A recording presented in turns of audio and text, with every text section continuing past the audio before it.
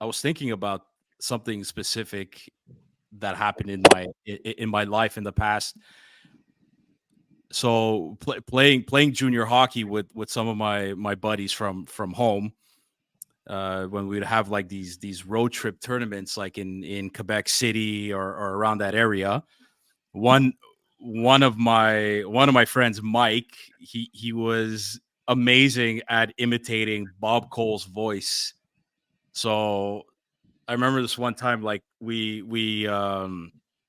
shared hotel rooms like during the road trip. So like then there was times where like we would just all chill in the room. Either someone would bring their Xbox or their PlayStation, or sometimes we would just shoot the shit, just sit, lie down, whatever. And at one point it got quiet, and then my buddy Mike, he's just like, Sundin scores, what a goal. He gets that Bob Cole voice going on. Sundin. Yeah, so and it like he was doing that. He did the whole one of Bob Cole's most memorable broadcasting was when Steve Yzerman scored the series winning slap shot at the blue line against St. Louis. Like he fucking ripped it top corner, like the goalie didn't even have a chance. And Bob Cole on that one, he's like, Yzerman. And so I remember my buddy when at one point he's doing like a couple like these Bob Cole iconic um moments, and then as soon as he yelled Yzerman, I remember all of us, we were just dying on the floor because he was spot on with the voice. And it got me thinking that, like, my God, like at that time we were like what, 21. We were 21, 22. It was the end of our junior, our time in junior.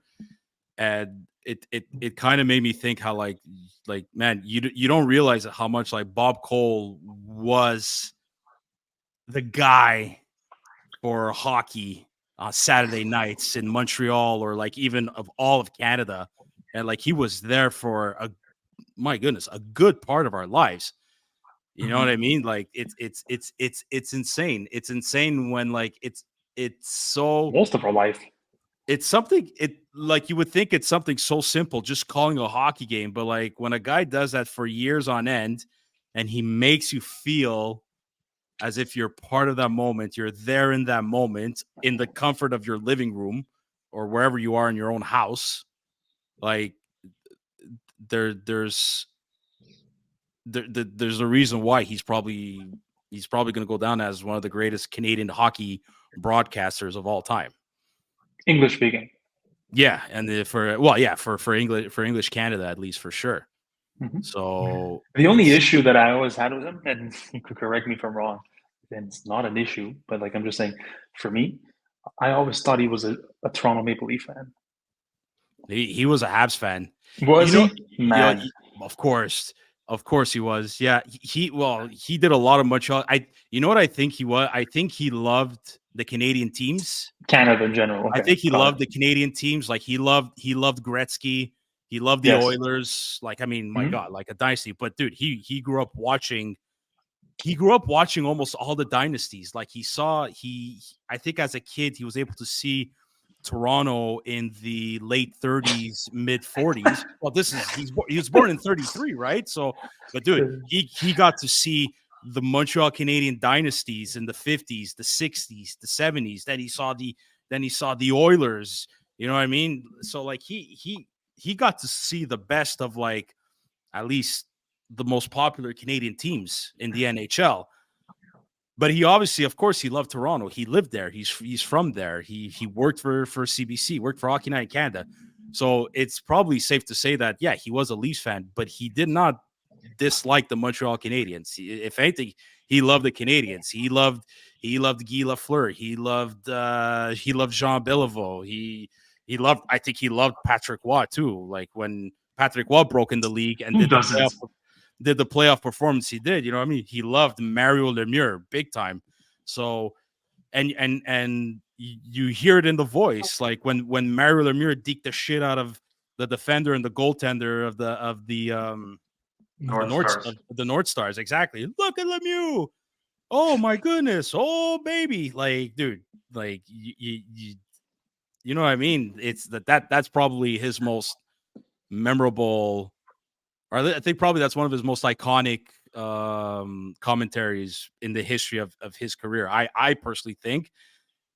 I'm going to go back to the very first moment that my first moment that of or at least the moment I remember the most when I really started watching hockey religiously was the 2002 Winter Olympics when Canada was playing against the United States of America, and there were two goals that like made he I jumped, but he also brought life into that moment. It was Paul Carrillo's goal where Mario fucking Yeah.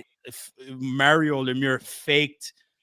He thought Oh yeah, that pass. but dude, he let the puck go through his legs, bro. Yeah, He but like faked, it went. Yeah, it was a cross-ice dude, pass. dude, and like for him to do that, knowing that Korea's on the left side, just coming in, like so there was that goal when Bob Cole lost it on that goal, but then when Joe Sakic scored, like one of the goals, like the insurance goal, I believe, and you hear Bob Cole's like Sakic, surely that's gotta be it. Like Yeah, that was like one of my first memorable moments of Bob Cole yeah. commentating. Listen, we were in those days. We were becoming, we were growing into ourselves basically within Mhm. hockey. Like 2002, right? You said so. Yeah. We were what 10, 11, Oh, we started high school, so we're like 12, 12. 12, Yeah. 13. So we Yeah. were just starting to know who the hell we were. We were starting to be conscious, so to speak. and that was happening, right? That we were seeing that in my opinion, okay, I saw a replay not too long ago of that series of that era of hockey, and Jesus, my God, the pace is totally different than nowadays, eh? Like the game, you could have followed it a lot easier back in the day. I find like the plays you could have known what the hell he's gonna do, and you Yeah. can see how they skate. And of course, Paul Correa was one of the fastest ones in those Oh days, yeah, relatively speaking. he really was. Relatively speaking, but if you put him nowadays, he's like equivalent to like a fucking Jake Evans. like like in terms of speed, I'm saying, like, of course, brains is a different story, but like the pace of hockey, man, this is totally different. But Aguilera too was there, and he was young in those Yeah, days, and again, he, it he was was one still of those players too that was like that apex. He was starting to be, the fast hockey was no. starting to I come in. think in 2003 that's when he scored the 50. I think he There you split go. the Rocket Richard Trophy with. There you go. Yeah, yeah. I It don't know was if that was. wow, I don't know if that was the year with Rick Nash. If he split it with Rick Nash, they both had 50. They both man, had and 50 Nash goals. too. Yeah, Yeah, yeah. But yeah, no, that moment, Chris. I don't know which or both of you which memorable moments you have of Bob Cole, but like that was like the starting point of yeah. like really understanding who Bob Cole is. That's pretty much it, man. Hockey night in Canada. Yeah. Yeah, I think you guys carbon dated yourselves by Yeah, listing those highlights in Korea and Sakic. I was 10 years old during the 2002 Winter Olympics, so I was a little bit, young. Again, the whole magic and everything Saturday nights, like you said, just look, the intro is based half of the goals that are shown to pump you up in the intro in Hockey Night in Canada. Mm-hmm. Like you have to realize this guy put his stamp on some of the best goals throughout the history of hockey over multiple decades. It's absolutely like what he did was second to none. There have been some great voices. Like I personally really, really loved Doc Emmerich. I thought he was Yeah. very, very, very exciting as a Yeah. commentator. But Yeah. Doc Big time. Emmerich does not have that stamp. Like Bob Cole goes down in history as the legendary commentator. I don't think anybody did it as long as him. Again, like I said, I don't think anybody called as many magical moments, goals Mm-hmm. as he did. Whether it was on a national level, whether it was on the NHL side of things, he just really the one thing you guys were saying you don't know if he's a Leafs fan, if he was a hockey fan, and I think what he Yeah. did so much better than most is he captured that energy in the building. This was there also you Ron go. McLean who said it. He captured the energy within the building, and he propelled like Sammy said, you felt like you were there literally like example, PK Subban, how if you were blindfolded and PK Subban picked up the puck about 10 years ago and he was skating up the ice, If you were blindfolded, you knew as a spectator in the crowd who had the puck and who was racing upward. Well, Bob Cole kind of captured that energy. As the crowd got louder, Bob got more loud. As a big hit came through, as a big play, a great pass, great goal. He was absolutely incredible, and his voice timestamps so many magical moments for so many fans across so many different teams. And that's why I'll put the stamp on a stamp of approval. I think he is the GOAT of hockey announcers. I think it's fair to say. Mm-hmm. In English.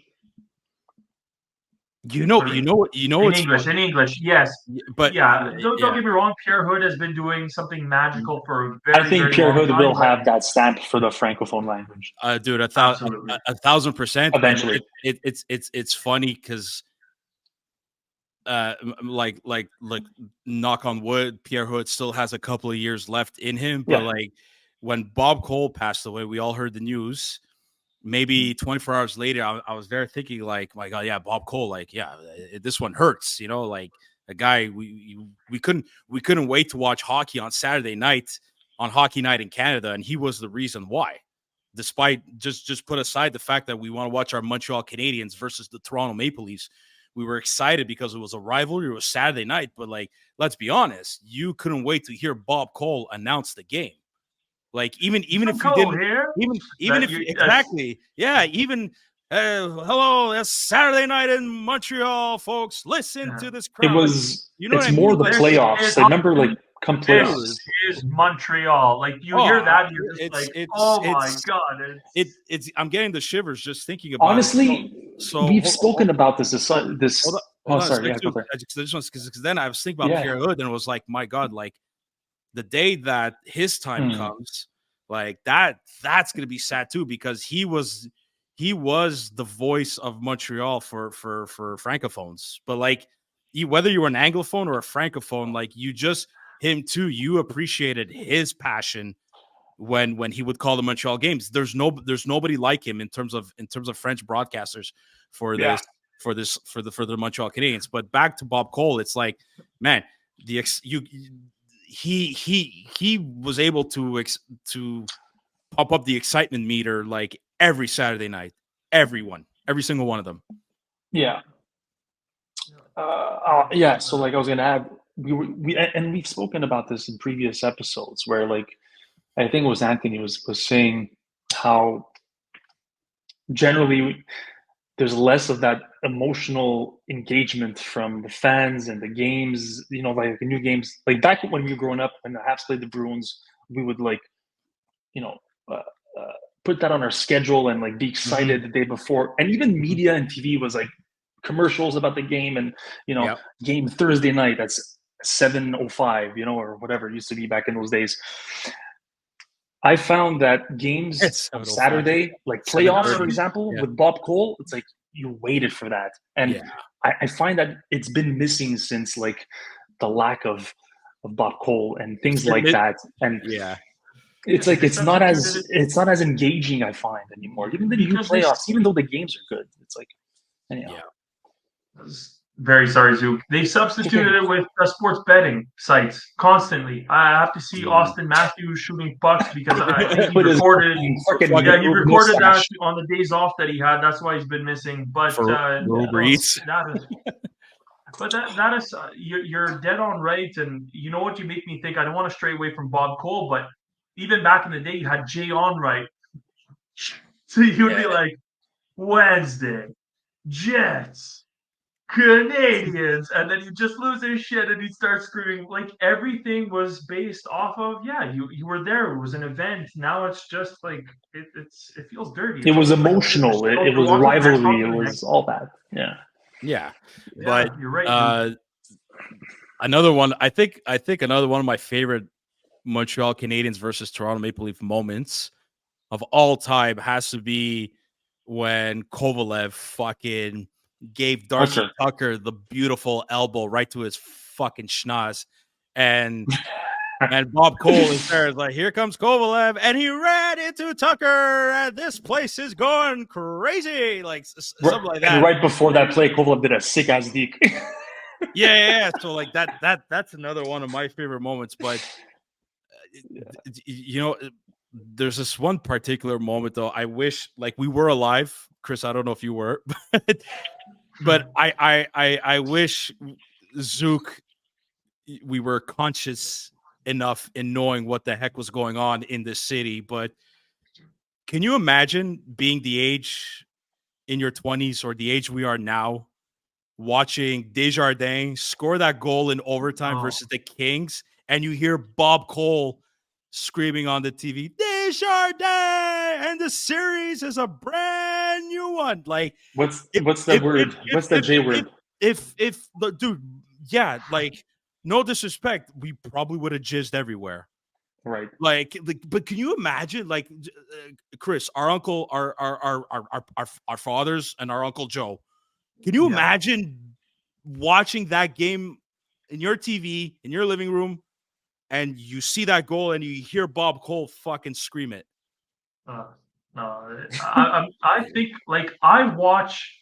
We're getting there. I don't want to get there too quickly, but that playoff run, and now a 24th No, Stanley Cup banner will hang from the rafters of the famous Forum in Montreal. The Canadiens win the Stanley. When he says they win the Stanley Cup, like I have tears in my eyes. We're dying for that moment, but he captures. I've got like my beard hairs are standing up as I say that. I didn't do justice to his voice. I know that. I'm no, but sorry, fans, but I'm no, just. but there's Oh, listeners here that I'm sure there are listeners listen to this right now that are like they watched that moment and they heard that yeah. moment, like both the Desjardins moment, the moment the Canes won the cup, the moments where John Leclerc won it in overtime Mm, again, and the yeah, Canadians yeah. win in overtime again. Like, dude, we have some viewers here that remember that moment. Like, this is like you said, Chris, like, me too. I'm getting shivers thinking about it. Like, what? Imagine if we were watching that game. I he like I said, he captured the magic oh so well. He and you think back, he was a part of so many like he is the voice of hockey. I will arguably say he's the voice, at least in Canada, this man was the voice of hockey. If no matter what team, whether you were watching the Oilers win their first Stanley Cups, whether you were watching the Calgary Flames win their first Stanley Cups, if you were magically alive to win, no, that's right, Toronto. You never heard Bob Cole call a Stanley Cup. Well, I don't But know if it, you. and I don't know. like I don't know let's if let's he. say the three Yeah. winning teams, the three winning teams, you heard Bob Cole put his stamp on your team winning, and that's a magical moment. That's a moment where a whole city, a whole fan base that might be spread out across the country, across multiple countries. It's a unifying, special, never take it away, always stick by you type moment, and he's part of it Yeah. whether you realize it or not. He's so important there, and oh man, like we don't have in our lifetime, sadly. Well, yeah, you guys, I was less than a year old, so I was still in my crib when the Canadians were busy winning their Stanley Cup and winning all those overtime games. But now, like again, we don't want to live in the past. We have a few great runs that we went on since then, but you want to hear the Canadians win the Stanley Cup, like again, who's the voice behind it? It's Bob Cole, and as much as it's been more than 30 years that has occurred, it's still a magical moment, and he still makes it a magical moment every single time you listen to the clip. And his voice is the leading cause of it. He leads those highlights away with his call. So yeah, one last moment. I think that I remember Zook. We messaged each other. We messaged the group too back in what was it 2019? What's the exact? I think it was April 6th, 2019. It must have been Bob Cole's very last game. What better way to end it with a Montreal Toronto game on a Saturday night? That's your final game. How big was the standing goal, eh? Pardon me? Yeah. How big was the standing Oh, he ovation? got a standing ovation. I think at one point you hear him getting choked up. He's saying thank Yeah. you. Yeah. And he got to see Ryan Poehling Yeah. set the bar way too high for himself. Well, Can you? But can you imagine you call it a career when you see a kid for the Montreal Canadiens at the Bell Center playing his first NHL game, scoring not only his first NHL goal, his first NHL hat trick, and scoring the game-winning shootout. Yes, sir. That's that last goal. Yeah, absolutely. Yes. Yeah, exactly, Chris. And then after everybody says, then just the last few words, and that is all she wrote. It's like Bob Cole.